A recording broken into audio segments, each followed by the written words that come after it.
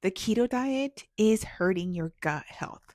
If you're following the keto diet, thinking of following the keto diet, or just being nosy and want to learn what I'm even talking about, then this episode is for you. For those of you who are new, my name is Naria. I'm a functional gut health registered dietitian. And today we're going to talk about how the keto diet can impact your gut health and what you can do to protect it. First, I want to share a quick story of a client that came to me after following the keto diet. Now, this individual actually started to follow the keto diet because they were looking to lose weight, which is honestly super common, and most people tell me the same thing. Anyhow, back to the story. They lost over 50 pounds, but they noticed little by little that their digestive issues were getting worse little by little. They did start before, but after the keto diet, they found that I can't digest anything. So, what are some potential reasons this happened? We're going to dive right into what the gut microbiome is, the keto diet, and why this may have happened to this individual. But first, we have to understand what the gut microbiome is. Imagine your gut as a forest full of different trees, flowers, colors, animals. They all feed and live off of each other. It's an entire system. Now, let's say that the forest is taken over by humans, which we know happens a lot, and the humans start burning down the trees, cutting down the trees, whatever humans do.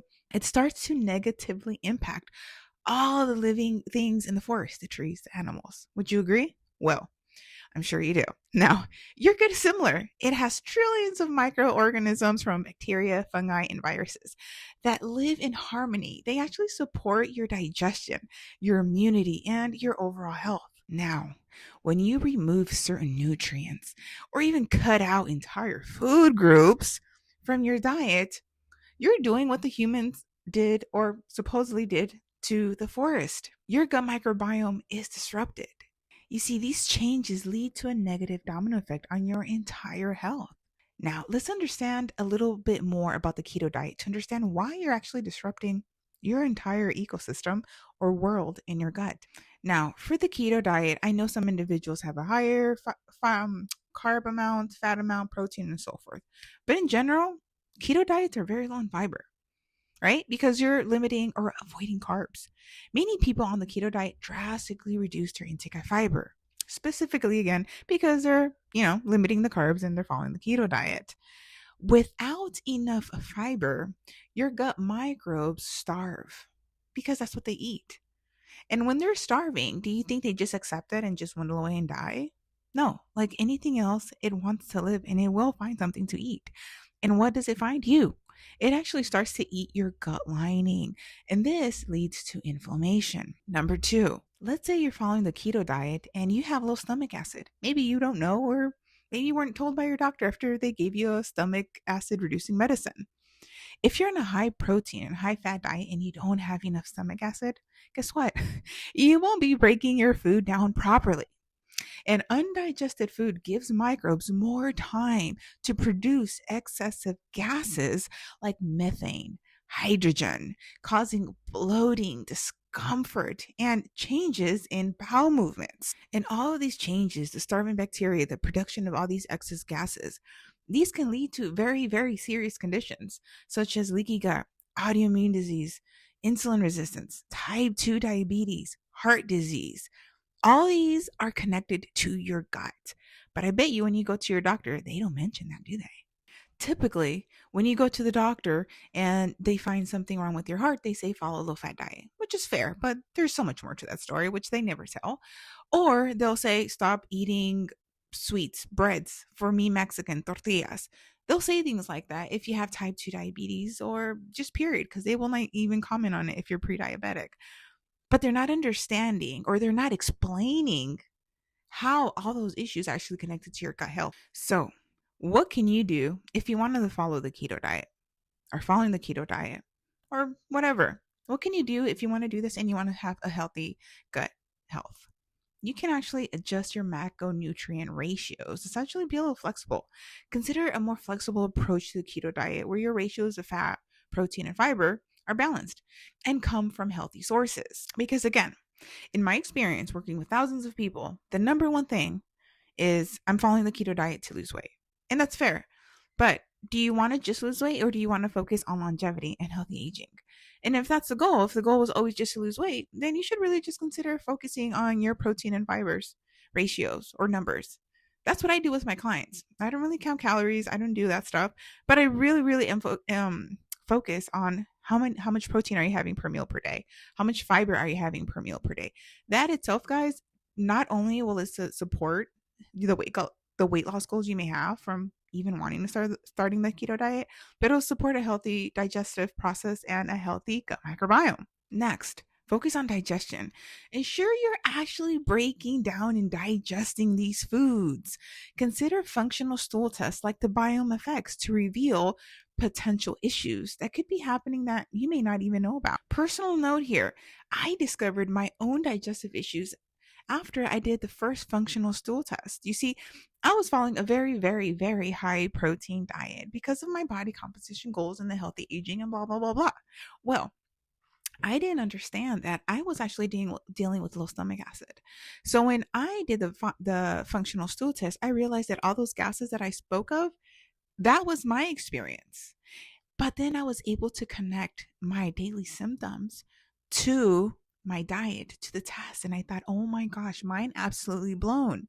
I'm eating all this protein. My body's not breaking it down. It's not even utilizing it because it's not breaking down. All these gases are causing havoc. I had to make a lot of adjustments. And the biggest thing was the low stomach acid, providing some support for digestion. And for you, they may look like adding some HCl or maybe some digestive enzymes. And just be careful with that. Digestive enzymes, there's so many out there. So just be careful and make sure you're picking the right amount. Typically for me, I recommend for my patients to take it midway their meal or after their meal. But, I know we're human. I'm human too. Sometimes if I recommend it after, they'll forget. So just take them with a meal if that is the problem. But the number one thing to determine if it is a problem is test. So you're not guessing. Next, keto diet, no keto diet, whatever you're doing on earth, set a fiber goal.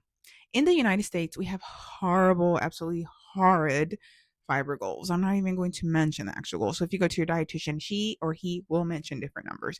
It is what it is, okay? I'm not getting paid by the government, so I can tell you the truth. I recommend for most individuals who do not have any digestive issues, no IBS, no IBD, no any digestive issues that we may have to taper up, about 40 plus grams a day. 40 is just a starting point. We do not want to have under 40 grams a day, again, unless you're having digestive issues. But friend, if you don't, and you're listening to this and the only thing you're doing is following the keto diet and all is butterflies and rainbows, you should be over 50, 60 grams a day. Yeah, you're welcome. Now, make sure most of those fiber foods are fruits, veggies, and legumes. Fruits, veggies, and legumes. Make sure that most of them are on there. Yeah, you can have some starches there, here and there. If you're an athlete, then it's going to be a little bit different, but we're not focusing here on athletes. This is just for the general population. The next thing, and honestly, this is nice and easy, eat fermented foods. When you go to the grocery store, if you do online ordering like I do, make sure that you're always having fermented foods in your cart and have a few. Always have them in your fridge. So when maybe you don't have something for lunch, for breakfast, for dinner, I don't care. Make sure that at least one of the meals you have something that's fermented. Guys, you don't always only want to rely on probiotics and supplements. You want to have good stuff through food.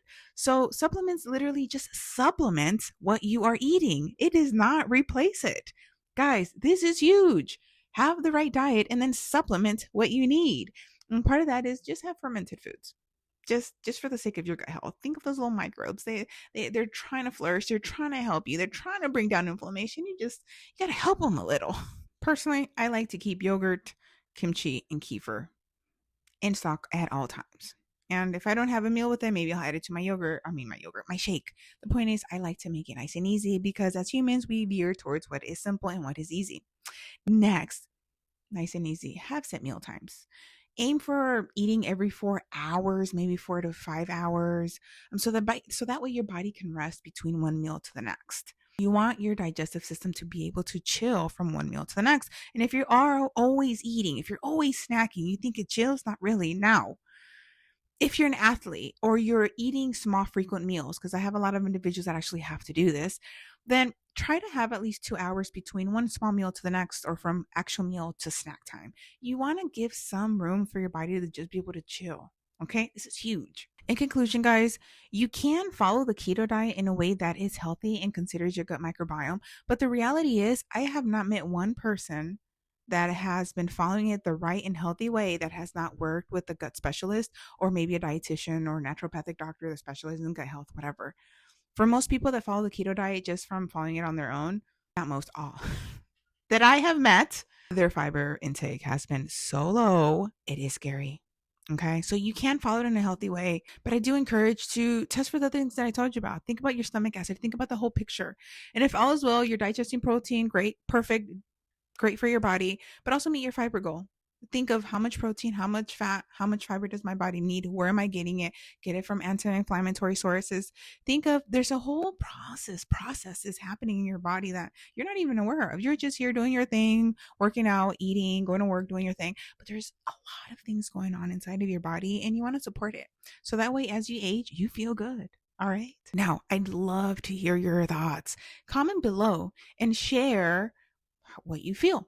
Do you feel that fiber is trash? It doesn't matter. Do you feel like, hey, I'm going to start working on my fiber intake? And if you are, let me know what your fiber goal will be. Or if you already have a fiber goal, I'd honestly love to know your fiber goal, especially if you're already on a keto diet and you feel fabulous, just like great. You're pooping every day, healthy bowel movements under 2 minutes, great texture, like the whole yards. Text me below or comment below and let me know how much fiber you're eating. I'm dying to know here.